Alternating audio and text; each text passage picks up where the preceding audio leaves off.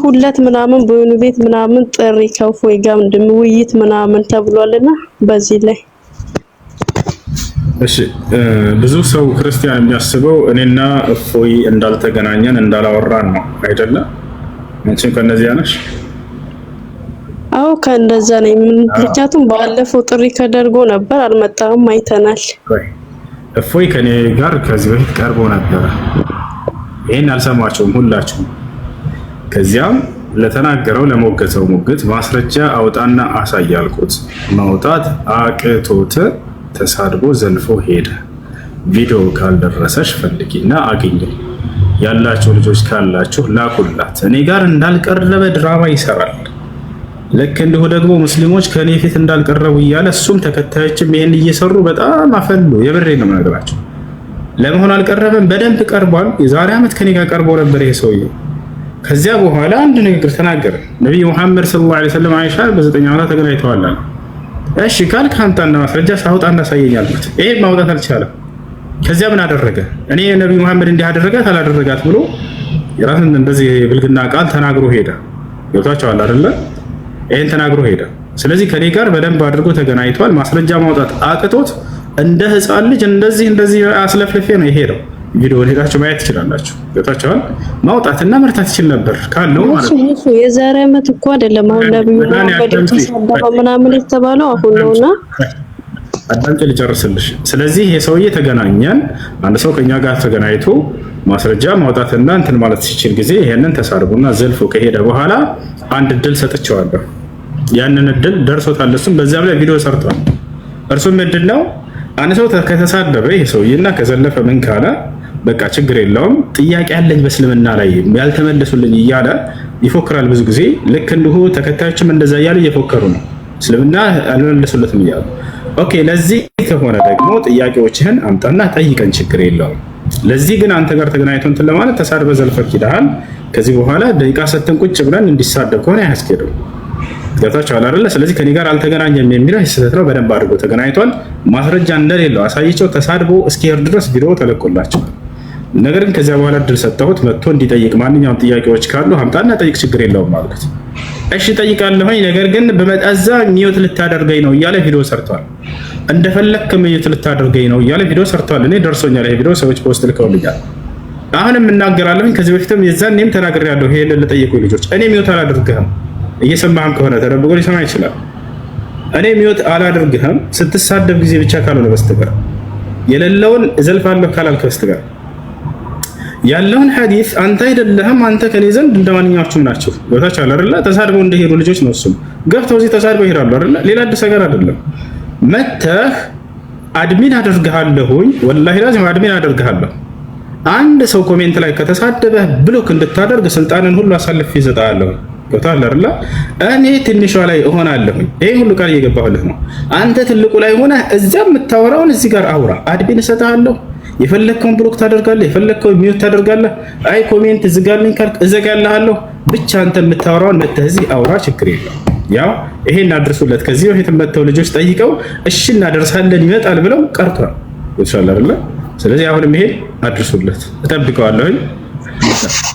እሺ አንዴ ማለት ነው አንተ ራስ ቤት እንጂ አሁን እሱ የራሱ ቤት አይደለም እንተና ቤት ነው የኑ ቤት ነው ማለት ነው። ጥሩ የተደረገና የፈለጋችሁትን ሶስት እዛችሁ መታችሁ ምናምን ያለውና እዚህ ቤት ካልሆነ ሌላ ቦታ ሄደም እንትን ማለት አትችልም ማለት ነው። ሌላ ቦታ ሄደም ከራስ ቤቶች ግን ይኸው ከዚህ በፊት ቀርበን ተሳደበ ዘለፈ እያልነሽ ነው።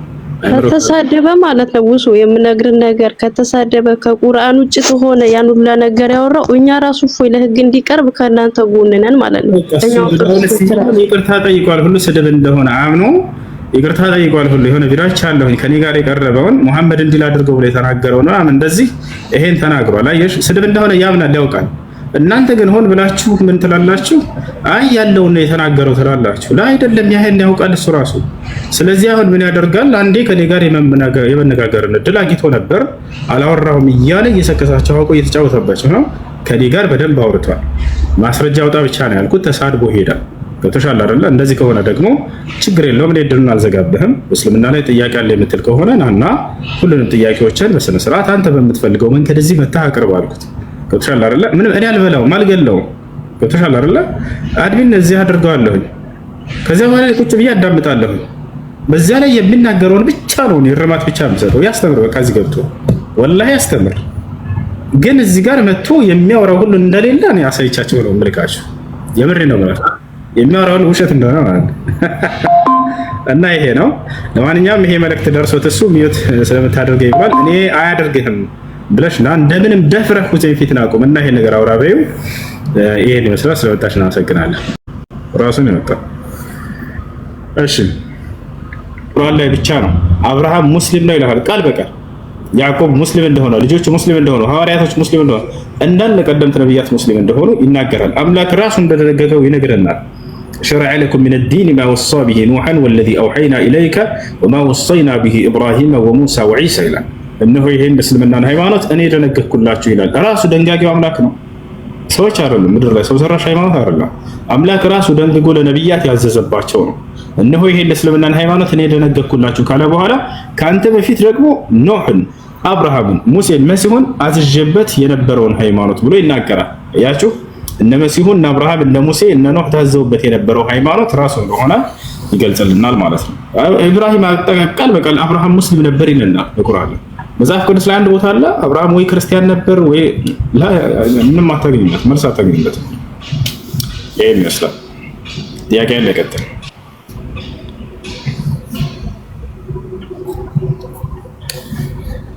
ጥያቄ ያለው መቀጠል ይችላል።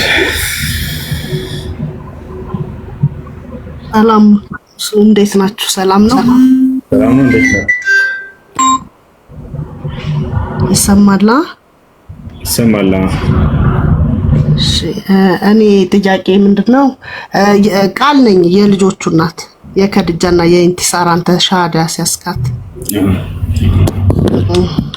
የኔ ጥያቄ ምንድነው አሁን እኛ መላእክታን ገብርኤል በእናንተ ጅብሪል ማርያም በእናንተ ያማልዳሉ ይሰማሉ ማለት አሁን በእኛ ያማልዳሉ ተብሎ ይታመናል።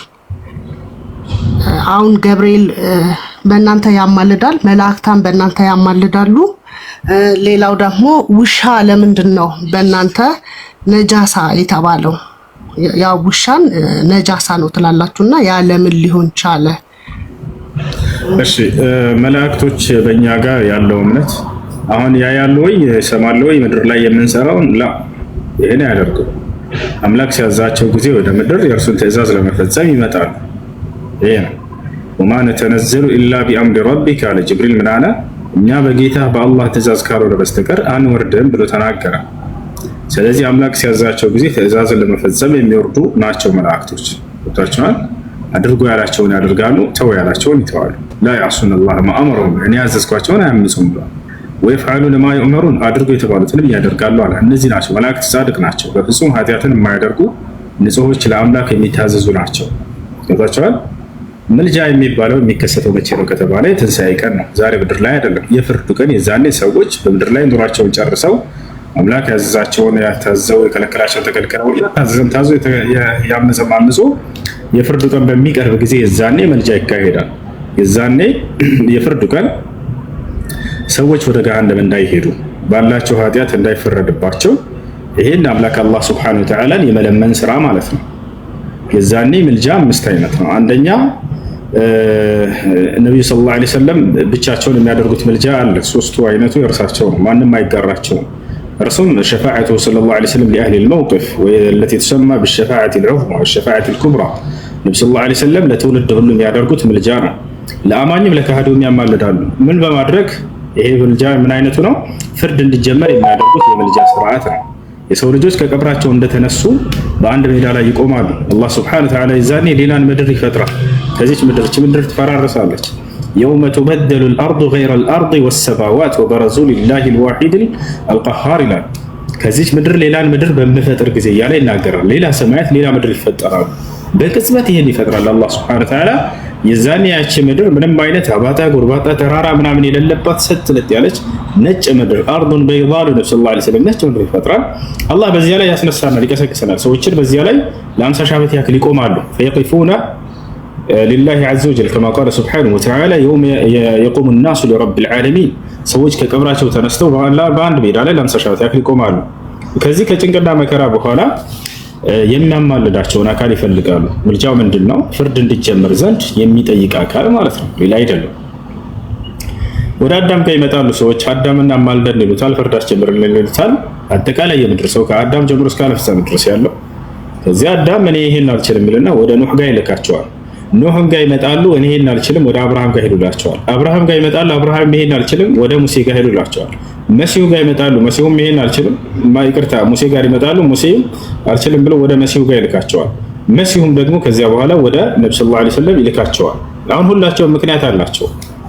አዳም ይጠየቃል፣ ለምን አታማልድልም ሲባል ጊዜ ያ አደም አንተ አቡል በሸር خلقك الله بيده واسكنك الجنه ونفخ فيك من روحي وجعلك يعني ابا للبشريه كما قال النبي صلى الله عليه وسلم اشفع لنا الى ربك لا ترى ما نحن فيه الا ترى ما قد بلغنا فيقول ان ربي قد غضب اليوم غضبا لم يغضب قبله مثله ولن يغضب بعده مثله واني قد نهيت عن اكل تلك الشجره فاكلت نفسي نفسي نفسي اذهبوا الى غيري اذهبوا الى نوح አዳም ይጠየቃል። አዳም ሆይ ይሉታል የሰው ልጆች መጥተው አንተ አላህ መጀመሪያ የፈጠረህ ሰው መጀመሪያ ነህ።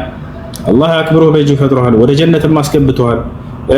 ወአስጀደ ለከ الملائكه መላእክቶች እንዲሰግዱልህ አድርጓል። ይሄን ሁሉ ካሉት በኋላ ከመንፈሱም ከሩህም ዘርቶብሃል። አላ ተራ ማ نحن فيه ያለንበትን ጭንቀት አታይም?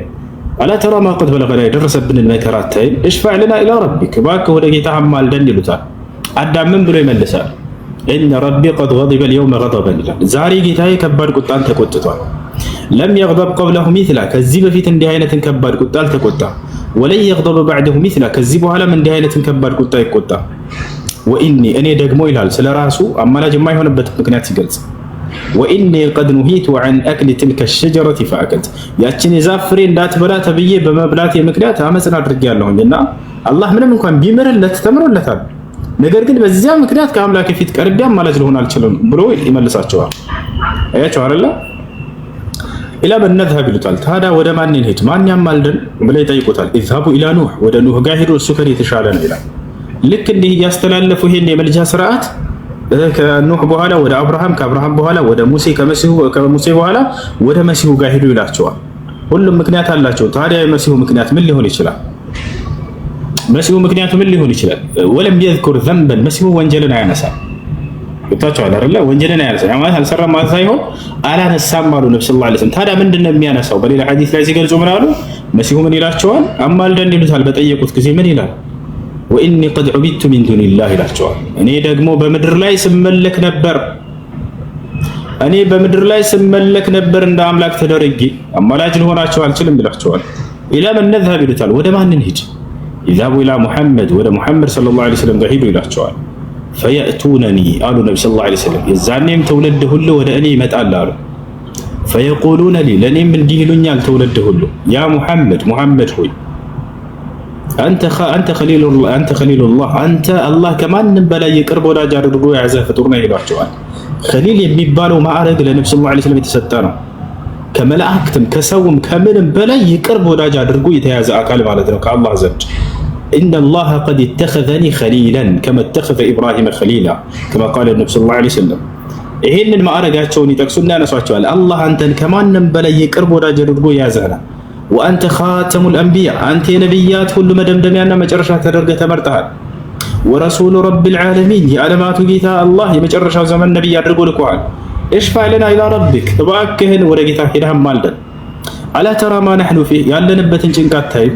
አላ ተራ ማ ቀድ በለገና፣ የደረሰብንን መከራ አታይም? እሽፋዕ ለና፣ እባክህ አማልደን ይሉታል። ነቢ ሰለላሁ ዐለይሂ ወሰለም ምን ብለው ይመልሳሉ? አነ ለሃ። ሶስት ጊዜ ምን እላለሁ አሉ? እኔ ለዚች ምልጃ አለሁ፣ አብሽሩ ይሏቸዋል። ثم انطلق አሉ፣ ከዚያም ይሄዳለሁኝ አሉ፣ ይራመዳሉ፣ ማንም ያልደፈረውን ቦታ ይሄዳሉ። ወአقع ساجدا لربي عز وجل፣ ለጌታዬም ለአላህ ሰጋጅ ሁኜ በግንባሬ እደፋለታለሁ አሉ። ሄደው ቀጥታ ጥያቄያቸውን አያቀርቡም። ያ ጀማዓ ዝም በከንቱ አይደለም። አህመድ የተባሉት አመስጋኙ ማለት ነው፣ ጌታውን ከማንም በላይ ያመሰገነ ማለት ነው። ወዳው ይሄድና ወድቃለሁ፣ ስጁድ አደርጋለሁ ለጌታ ነው። فيفتح الله علي من محامده ما لم يفتح علي من قبل፣ አላህ ከዚህ በፊት ያላሳወቀኝን የውዳሴና የምስጋና ቃላቶችን የዛን ያሳውቀኛል አሉ። ፈአሕመዱሁ ወእፍኒ ዐለይህ በጣም አመሰግነዋለሁኝ አወድሰዋለሁም በስጁዴ ላይ አሉ። አያችሁ ይሄ የዱዓ ስርዓት ነው፣ አዳብ ነው። አምላክን ስትጠይቅ አምላክ እንዲህ አድርግልኝ ተብሎ አይጠይቅም። አየህ መጀመሪያ ስለዋለልህ ጸጋ መስግነው፣ የእርሱን ማንነት ግለጽ። አንተ አምላክ ይሄ ሁሉ የክብር ባለቤት ነህ፣ ሁሉን ከገለጽክ ምን ካልክ ይሄን ሁሉ ጸጋ ውለህልኛል ካልክ በኋላ የዛኔ ጉዳይህን ጠይቅ። ነብዩ ሰለላሁ ዐለይሂ ወሰለም ወዲያው ሂደው አይጠይቁም። አምላኬን አመሰግነዋለሁኝ አወድሰዋለሁ ረጅም ስጁድ ያደርጋሉ። በዚያ ላይ ይጠይቁታል። ጌታዬ አላህ ሆይ ለሰው ዘር ሁሉ ፍርድን ጀምርለት ብለው ይለምኑታል። ለአማኝም ለካህዲም ነው የጀማዓ ይዛኔ የሚያማሉት ያው ፍርድን ጀምርለት ብለው ለሁሉም እንዲጀምር ያደርጋሉ። ወታቻ ከዚህ አላህ መልስ ይሰጣቸዋል። ያ ሙሐመድ ይላቸዋል። ሙሐመድ ሆይ ኢርፈዕ ረእሰክ ራስህን አንሳ ከስጁድ፣ ወሰል ቱዕጣ የፈለግከውን ጠይቀኝ ይሰጥሃለሁ፣ ወሽፈዕ ቱሸፈዕ አማልድ ከኔ ፊት መልጃም ተቀባይ ነው ያንተ ይላቸዋል። ፈአርፈዑ ረእሲ አሉ ራሴንም አነሳለሁኝ አሉ። ከዚያ ምን ተብለዋል? የፈለግከውን ጠይቅ ትሰጣለህ ተብለዋል አይደል? ስለማን የሚጠይቁ ይመስላቸዋል? የፈለግከውን ጠይቀኝ ዛሬ እሰጥሃለሁኝ ሲላቸው ጊዜ ስለማን ነው የሚጠይቁት? ደረጃህን ጨምረው የኔን ምናምን ላላላ አይደለም። ያ ረቢ ኡመቲ ኡመቲ ኡመቲ ተመልከቱ። ጌታዬ ሆይ ስለ ትውልዶቼ ስለ ኡመቶቼ ነው የምጠይቀህ፣ ስለ ህዝቦቼ። ይሄ ነው እውነተኛ ፍቅር ያ ጀማ። በጭንቅና በመከራ ጊዜ የፈለግከውን ጠይቀኝ ላደርግልህ ሲባሉ ጊዜ ስለ ትውልዶቼ ነው የምጠይቀህ አደራህን ጌታዬ አምላክ ያላህ ብለው ይናገሩታል። ከዚያ በኋላስ ወሽፈዕ ቱሸፈዕ አማልድ መልጃህ ተቀባይ ነው ይላቸዋል። ትውልድን ሁሉ ፍርድ ጀምርለት ይላሉ። የዛኔ ይጀምራል። የዛኔ አጠቃላይ አማኝም ከሃዲም ከአደም ጀምሮ እስከ ዓለም ፍጻሜ ድረስ ያለ ትውልድ ሁሉ መጥቶ ከእግራቸው ስር ያመሰግናቸዋል። አላህ ይሄን ቃል ገብቶላቸዋል በቁርአን ላይ ሲናገር ወሚነ ሌይሊ ፈተሀጀድ ቢሂ ናፊለተን ለከ ዐሳ አን የብዐሰከ ረቡከ መቃመን መሕሙዳ ይላል። የምትመሰገንበትንም ቦታ ላስነሳህ ቃል ገብቼልሃለሁኝ ብሎ ቃል ገብቶላቸዋል በቁርአን ላይ። ፈየሕመዱሁ አልአወሉነ ወልአኺሩን የመጀመሪያውም የመጨረሻውም ትውልድ ሁሉ እንዳለ ያመሰግናቸዋል። ለዚህም ነው ስማቸው ሙሐመድ የተባለው ምስጉኑ ማለት ነው። ፍጥረት ሁሉ የሚያመሰግንባቸው ቀን ስለሚመጣ ቦታቸዋል። እና ይህ የመጀመሪያው መልጃ ነው الشفاعة العظمى። ይህ ከዚያ በኋላ ፍርድ ይጀምራል። ሁለተኛው የመልጃ አይነት ምንድነው ከተባለ ደግሞ የጀነት የተባሉ ሰዎች ወደ ጀነት ይገቡ ዘንድ ሄዶ የጀነትን በር የማስከፈት ስርዓት። ጀነት ዝም ብሎ ዘው ተብሎ የሚገባበት ዓለም አይደለም። የሆነ አካል ያስፈልጋል አይደል? የሚያስከፍተው ማን ነው? የአካል ሊሆን የሚችለው አሁንም የጀነት ሰዎች መጥተው ማንን ይጠይቃሉ? አደምን ይጠይቃሉ። እነዚህ ነብያት የጀነት ናቸው አይደል? አደም ሲጠየቅ ጊዜ ወደ ኑህ ጋር ሄዱ ይላቸዋል ለማስከፈት። ከዚያ በኋላ ወደ ኢብራሂም ጋር ልክ እንደቀደሙ፣ ከዚያ ወደ ሙሴ ጋር፣ ከዚያ ወደ መሲሁ ጋር። መሲሁ ምን ይላል? ኢዝሃቡ ኢላ ሙሐመድ ሰለላሁ ዐለይሂ ወሰለም ወደ ነብዩ ሰለላሁ ዐለይሂ ወሰለም ጋር ሄዱ ይላል። ነብዩ ሰለላሁ ዐለይሂ ወሰለም አሁንም ምን አሉ? አቲ ኢላ ባቢል ጀና የውመል ቂያመቲ ፈአስተፍቲህ ፈየቁሉ አልኻዚን መን አንት ፈአቁል አነ ሙሐመድ ፈየቁል ኡሚርቱ አላ አፍተሐ አልጀነተ ኢላ ቢከ ያ ሙሐመድ አው ሊአሐድን ቀብለከ ያ ሙሐመድ። የትንሣኤ ቀን ወደ ገነት በር ሄዳለሁኝም አሉ ነብዩ ሰለላሁ ዐለይሂ ወሰለም። እኔም የገነትን በር አስከፍታታለሁ አሉ። ቃል በቃል ገነትን እኔ ነኝ የማስከፍታት ብሎ ተናግረዋል። ፈየቁሉ አልኻዚን የገነትን ጠባቂ መልአኩ ምን ይላል? መን አንት ማነህ ይላል። ፈአቁል አነ ሙሐመድ እኔ ሙሐመድ ነኝ ይለዋለሁ።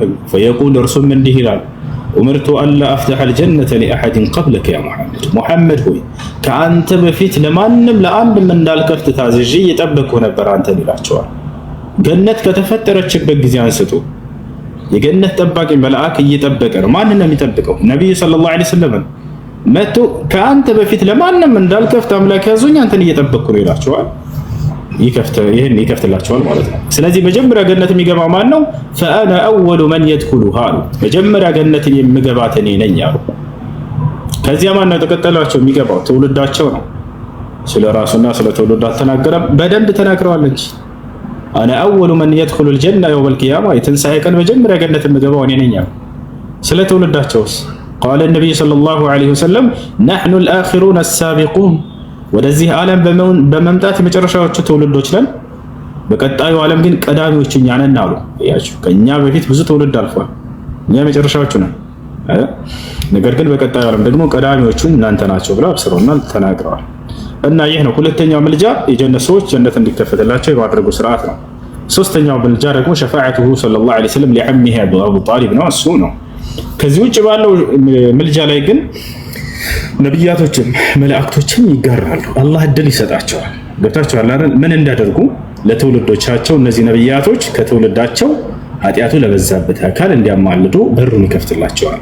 ስለዚህ ሙሳ ከህዝቡ ኃጢአት በጣም የበዛበት ሰው ካለ ያማልድለታል፣ ይለምንለታል። ዒሳም ልክ እንዲሁ ለትውልዱ፣ አብርሃምም ልክ እንዲሁ ኢብራሂም ዓለይሂ ሰላም፣ ሁሉም ነቢያት ከትውልዶቻቸው ከመልካም ስራቸው ከኃጢአታቸው ያመዘነባቸው የበዛባቸውን ሰዎች በዚህ በኃጢአታቸው እንዳይቀጡ ይለምኑላቸዋል። አልአንቢያ ይሽፈዑነ የውመል ቂያማ። ነቢያት ብቻ ነው ወይ? አይደለም፣ መላእክቶችም ያማልዳሉ። መላእክቶችንም አላህ ጻድቅ ናቸው ኃጢአትን አላደረጉም እና ለነዚህ ሰዎች እንዲለምኑ በሩን ይከፍትላቸዋል። መላእክቶችም አምላካችን አላህ ወይ ለነዚህ ለምእመናን ምህረት አድርግላቸውና ገነትህን ለግሳቸው ብለው ይጠይቃሉ። አላህ ሱብሓነሁ ወተዓላ የዛኔ ለነሱም በሩን ይከፍትላቸዋል። ይህን ለማድረግ ግን ዛሬ ገብርኤል አንተ አማልደኝ ማለት እንችላለን? አይቻልም። ይሄ ፍርዱ ቀን ነው የሚሆነው። ያንን ማን እንደሚያገኝ አምላክ ገልጿል። በዚያ መሰረት መገኘት ነው እኛ የሚጠበቅብን። ነብዩ ሰለላሁ ዐለይሂ ወሰለም ተጠየቁ። አቡ ሁረይራ የተባለው ታላቁ ሰሃባ ምን አላቸው? ቃለ አቡ ሁረይራ ረዲየላሁ ዐንሁ ያ ረሱለላህ መን አስዐዱ ናሲ ቢሸፋዓቲከ የውመል ቂያማ ቃለ ነቢዩ ሰለላሁ ዐለይሂ ወሰለም መን ቃለ ላ ኢላሃ ኢለላህ ኻሊሰን ሚን ቀልቢህ። ከሰሃቦች መካከል አንዱ ሰሃባ አቡ ሁረይራ የተባለው ጠየቀ፣ አንተ የአላህ መልእክተኛ ሆይ ታዲያ የትንሣኤ ቀን የእርሱን ምልጃ በማግኘት እድለኛ የሚሆነው ማንኛው ሰው ነው አላቸው። ነብዩ ሰለላሁ ዐለይሂ ወሰለም ምን አሉት? መን ቃለ ላ ኢላሃ ኢለላህ ኻሊሰን ሚን ቀልቢህ፣ ከልቡ ጥርት ባለ መልኩ እነሆ ከአንዱ አምላክ ከአላህ በስተቀር በእውነት የሚመለክ አምላክ የለም ብሎ የመሰከረ ሰው ነው ብለው ተናገሩ። ያሹ አንድ አምላክን አላህን በብቸኝነት የተገዛ በእርሱ ላይ ቅንጣትን ያላጋራ ለዚህ ሰውዬ የዛኔ የትንሣኤ ቀን ምልጃን ያገኛል። ገብታችኋል አይደል? በእኛ ላይ የሚጠበቅብን ይህን ማድረግ ነው።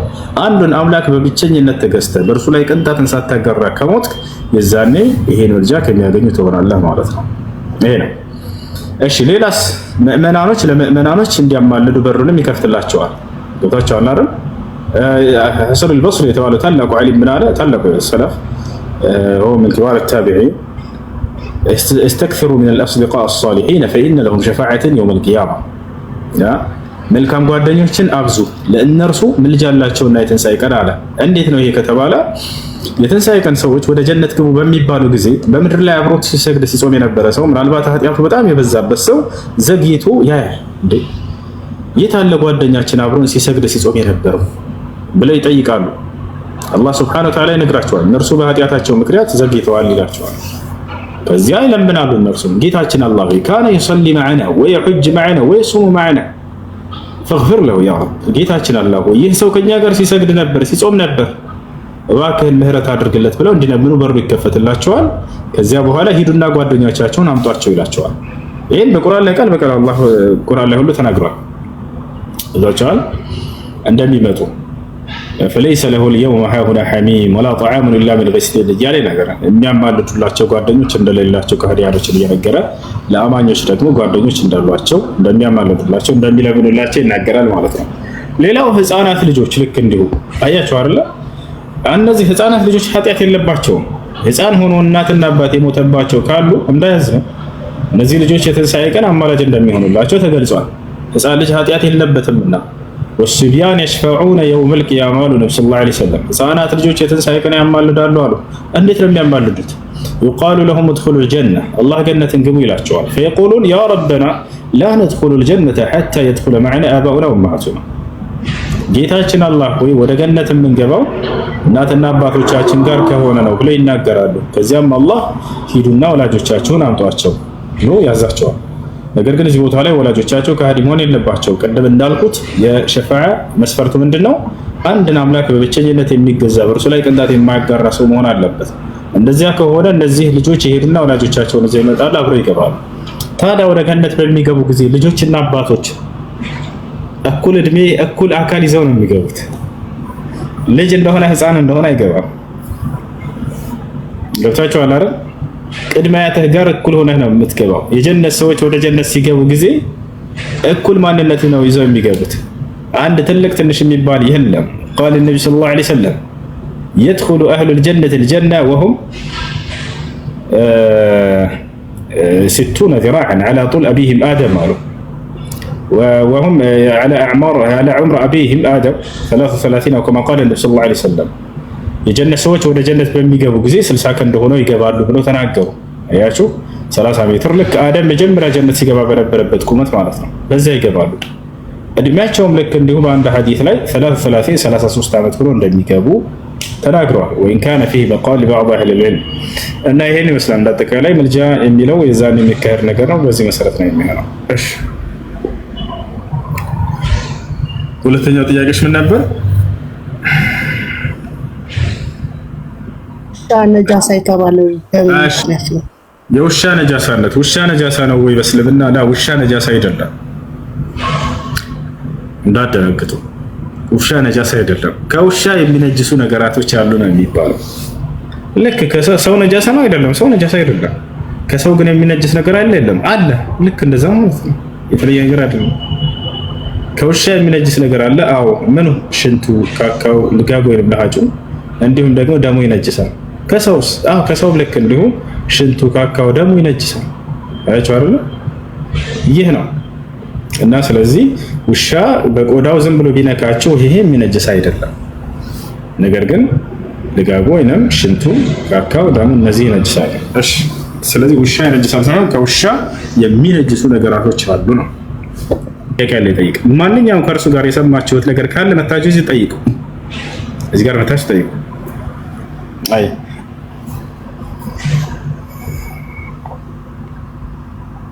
እሺ ጥያቄ ያለ ጠይቅ። ጠይቅ።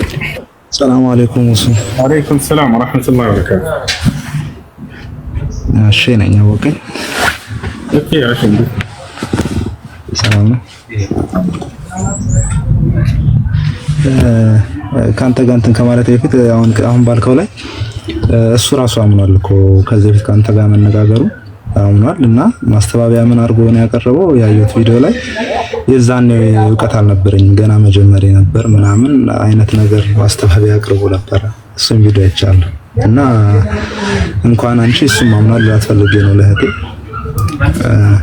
እና ወደ ራሴ ጥያቄ ስመጣ እንትን ጀምራለሁ ማለት ጾም ሻወር ስጄ ጀምራለሁ። መስገድ አልጀመርኩም። ያው ትንሽ ቤተሰብ የሆነ ጉዳይ ላይ ብቻ ሀዘን ነው ነገር ላይ ነኝና ወከባ ስላለ ብዙ ሰው አይን ውስጥ ልገባ እችላለሁ። መውጣት የማልችልበት ሁኔታ ውስጥ ነው። ይሄ ከምን አንፃር ነው የሚል ነገር አለ። እሺ በቻልከው አቅም ፈተቁላህ መስተጣዕቱም ይላል። አንድ እስልምና ከተቀበላችሁ በኋላ በቻላችሁት አቅም የአላህን ትእዛዝ ትጠብቃላችሁ፣ ትሰራላችሁ። በእናንተ ላይ አደጋ የሚፈጥርባችሁ ከሆነ ብትታዩ ቤተሰብ ምናምን እንደዚህ ተደብቃችሁ ቤት ውስጥ ክላስ እነሱ ወጣ በሚሉበት ጊዜ ሶላቶቻችሁን ሰብሰብ አድርጋችሁ በአንድ መስከር ትችላላችሁ። ነገራቶች እስኪመቻቸው ድረስ ችግር የለም እና ይሄን እሺ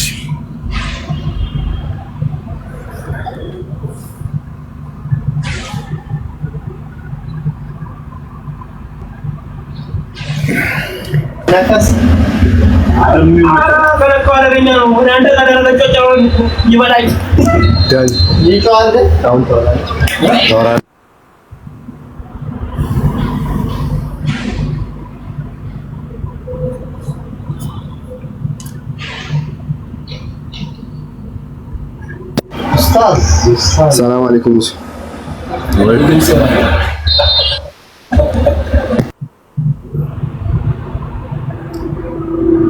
ጥያቄ ምንድን ነው?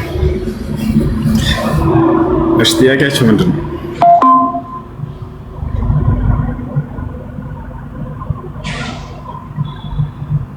ጥያቄ የላችሁ? ጥያቄ ከሌላችሁ ትንሽ እንቅራ ማለት ነው። ዛሬ አልቀራም። እሺ አንዴ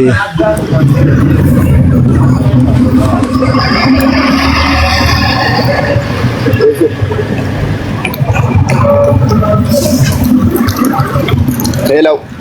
እሺ ዳኒ ሰላም፣ እንዴት ነህ? አላህ አንድ ጥያቄ ነበረኝ። ምን ይላል? መርየም ላይ ኢሳ በምሞትበትም ቀን ሕያው ሆኜ በምነሳበትም ቀን ይላል።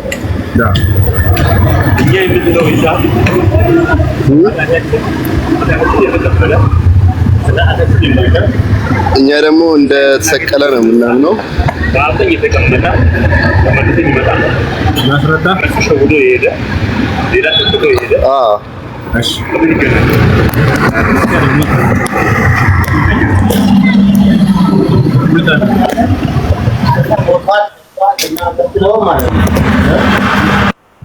እሺ ምን ይላል የጠየቀው የቁርአን አንቀጽ በሱራ መርየም ላይ ይገኛል። ወሰላሙ ዐለይየ የውመ ወሊድቱ ወየውመ አሙቱ ወየውመ ኡብዐሱ ሐያ ይላል። በተወለድኩም ጊዜ በምሞትም ጊዜ ሕያው ሆኜ በምንቀሰቀስበትም ቀን የአላህ ሰላም በእኔ ላይ ይስፈን፣ በእኔ ላይ ሰላም ይሁን እያለ ይናገራል መሲሁ።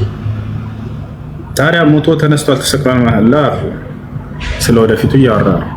ወደፊት ዒሳ ይሞታል፣ እንደገና ዳግም ሕያው ሆኖ ይነሳል። ልክ እኛ ሞተን ሕያው ሆነ እንደምንነሳ ገብታችኋል አይደል? እንጂ ሙቼ እነሳለሁ እያለ ስለዚያ እያወራ አይደለም። በዚሁ መንገድ የገለጸበት አለ። ከዚያ በፊት ቀደም ብለህ ብታየው ስለ ዮሐንስ ወይንም ስለ ያህያ ምን ይላል? ወሰላሙን ዐለይሂ ቃል በቃል እዚህ ጋር የተነገረውን ለያህያ አላህ ተጠቅሞታል።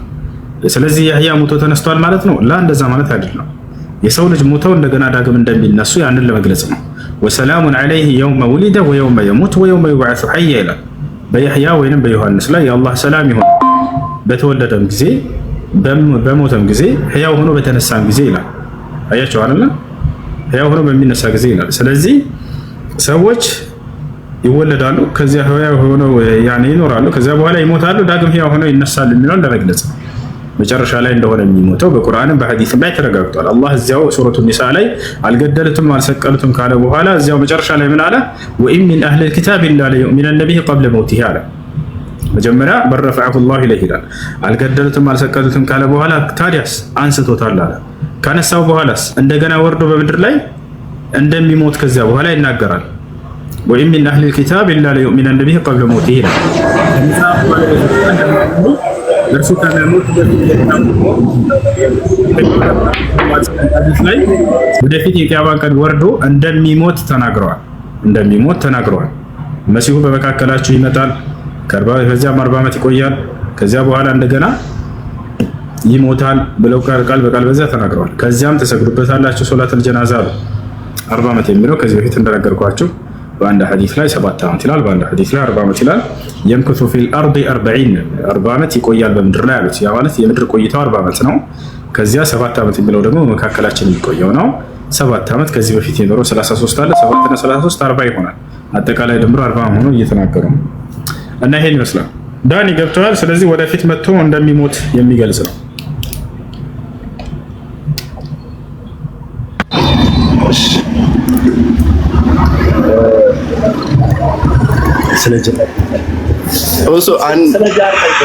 ስለ ጂሃድ እስቲ አንዴት አስረዳኝ።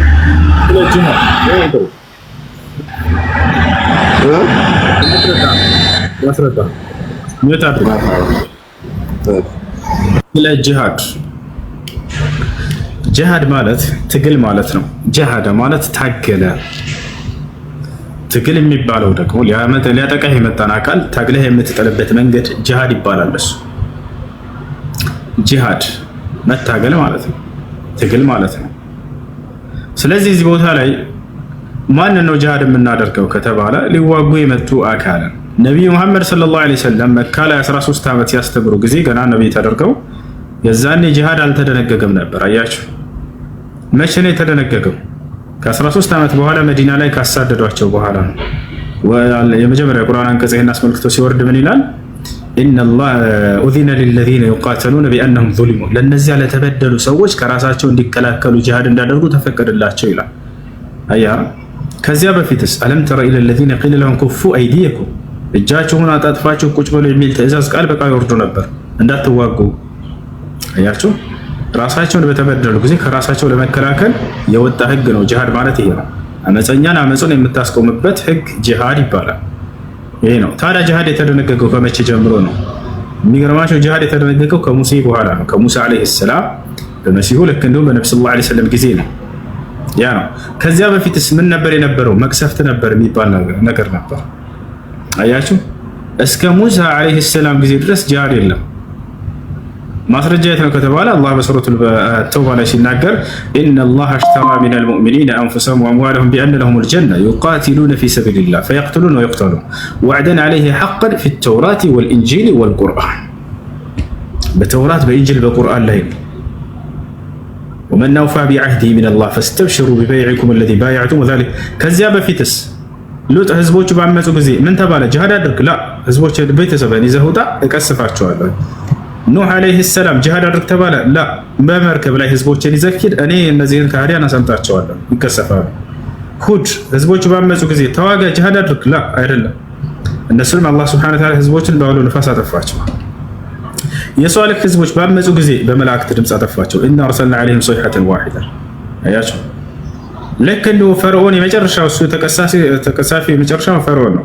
ፈርዖን ባመፀ ጊዜ አላህ ሱብሓነሁ ወተዓላ ያደረገው በውሃ አሰመጠው። ከዚያ በኋላ ተውራትን ሰጣቸው። በዚህ በተውራት ላይ ከዚያ በኋላ ተደነገገ። ከራሳቸው ተከላከሉ የሚል ህግ መቅሰፍት ቀረ ማለት ነው። ጂሃድ የተደነገገው ለዚህ ነው እንጂ አንድ ነብይ አስተምሮ አንቀበልም ካሉ እነዚህ ህዝቦች የመቀሰፊያ መንገድ ነበር። ያንን ተወው እና አላህ ከራስ በመከላከል ጂሃድ አድርጎ አለ። ታገሉ በቃ። አያችሁ አይደል? ያ ነው። ስለዚህ ይህ የመጣው ጂሃድ የሚለው ከሃዲያን ሆነው ሰላም አንሰጥም እንዋጋለን እንጨርሳለን ለሚሉ ሰዎች እነርሱን ለመከላከል ለማስቆሚያ ስቶፕ ለማለት የመጣ ህግ ነው። አላህ ምን አለ በቁርአን ላይ ማንን መዋጋት ጂሃድ ማድረግ እንዳለብን ሲገልጽ ወቃቲሉ ፊ ሰቢልላህ አለዚነ ዩቃቲሉነኩም ወላ ተዕተዱ ይላል። ኢነላህ ላ ዩሂቡል ሙዕተዲን አለ። እነዚያ በአላህ መንገድ ላይ የሚጋደሏቸውን ከሃዲያኖች ተጋደሏቸው አለ። አያችሁ አይደለ? የሚጋደሏቸው ሊጋደል ይመጣል። በቃ ሰላም አልፈልግም እኔ በቃ ብጥብጥ ነው የምፈልገው የሚልን የምናስቆምበት መንገድ ህግና ስርዓት ጂሃድ ይባላል። ታዲያ ከአማኝስ ሆኖ ቢታገልን ሰላምን እበጠብጣለሁ ካለ እሱንም ጂሃድ ታደርጉታላችሁ ወይ? አዎ አያር ጋድን ብቻ አይደለም አማኝም ሆኖ ራሱ ሰላምን እበጠብጣለሁ እዋጋለሁ እጋደላለሁ ካለ እርሱንም ተጋደሉት ብሎናል አላህ። የቱ ጋር? በሱረቱል ሁጁራት ላይ يقول سبحانه وتعالى وإن طائفتان من المؤمنين اقتتلوا فأصلحوا بينهما فإن بغت إحداهما على الأخرى فقاتلوا التي تبغي حتى تفيء إلى أمر الله فإن فأت فأصلحوا بينهما بالعدل وأقسطوا إن الله يحب المقسطين الله من አለ ሁለት የምእመናን ጭፍሮች ቢጣሉ አለ። ልብ በሉ ሁለት የምእመናን ጭፍሮች ቢጣሉ በመካከላቸው አስታርቁ አለ። የመጀመሪያው ስራ ምንድነው? ማስታረቅ ነው።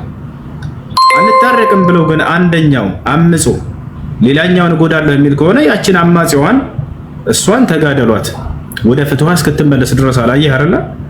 ስለዚህ ጂሃድ ብሎ ማለት አመፀኞችን ከአመፃቸው የማስቆሚያ ህግና ስርዓት ነው። ይሄ ነው እንጂ ሰዎች እንደሚያስቡት ዝም ብሎ ከሃዲ ስለሆነ ሄደህ ግደለውና ጀነት ትገባለህ የሚል አይደለም። ያ ነው አየህ። ከካህዲያኖችስ አልዋጋም ያለን ይሄን መልካም ዋሉለት ነው ያለው አላህ። ይሄን መልካም ዋሉለት እንዳትዋጉት ብሏል። እንዳትዋጉት እነዚያ ሊዋጓቸው የመጡት ብቻ ነው። الله بقرآن بسورة الممتحنة لا الله من على لا ينهاكم الله عن الذين لم يقاتلكم في الدين ولم يخرجكم من دياركم أن تبروهم وتقسطوا إليهم إن الله يحب المقسطين لا النزيا بهاي ما نتاجوا يالتقادلواتشون يالساددواتشون سلام يهونوا يليلا من التكتاي መልካም ብትውሉላቸውን ያልከለከላችሁም ማለት አያርለ ያን ሰላማዊ የሆነ የሌላ እምነትን ተከታይ መግደል ይቻላል ወይ? አይቻልም በፍጹም። እርሱን የገደለ ፍርድ አለበት ወይ? አዎ። የምን ፍርድ? የገሃነም ፍርድ አለበት። ቃለ ነብዩ ሰለላሁ ዐለይሂ ወሰለም መን ቀተለ ሙዓሃደን ለም የሪህ ራኢሐተል ጀና፣ ከሙስሊሞች ጋር ሰላም የሆነ ቃል ኪዳን ያለውን የሌላ እምነት ተከታይ የገደለ ሰው የገነትን ሽታ አያገኝም ብለዋል። አያርለ የገነትን ሽታ አያገኝም። አንድን ሰው ያጠፋ ሰው የዓለምን ሰው ነፍስ እንዳጠፋ ነው የሚቆጠረው ብሎ አላህ ተናግሯል። ሰው ነው ያለው ሙስሊም ከሃዲ አይደለም። من أجل ذلك كتبنا على بني إسرائيل أنه من قتل نفسا بغير نفس أو فساد في الأرض فكأنما قتل الناس جميعا ومن أحياها فكأنما أحيا الناس جميعا إلى የአንድን ሰው ነፍስ ያጠፋ የዓለምን ሰው ነፍስ እንዳጠፋ ነው ኃጢአቱ ከኔ ዘንድ አለ። የአንድን ሰው ነፍስ ደግሞ ከጥፋት የታደገ የዓለምን ሰው ነፍስ ከጥፋት እንደታደገ ነው አለ። ሰው ነው ያለው። አያችሁ አይደል? ስለዚህ ይህ ከሃዲ የሆነ አካል ሙስሊሞችን በእምነታቸውም በሀገራቸው አሳዳለሁ እጋደላለሁ ብሎ እስካልመጣ ድረስ እርሱን ጫፉን መምታት ተገቢ አይደለም፣ አይቻልም። ያ ነው እና ጂሃድ ብሎ ማለት ሰላም የማይፈልጉ ጸብን አጫሪ የሆኑ ሰዎችን ስርዓት የሚያስይዙበት የሆነ መንገድ ነው። ያ ነው። እሺ ከዚያ ከጸቡ ምናምን እመለሳለሁ ካለስ አላህ ቁርአን ላይ ምን አለ?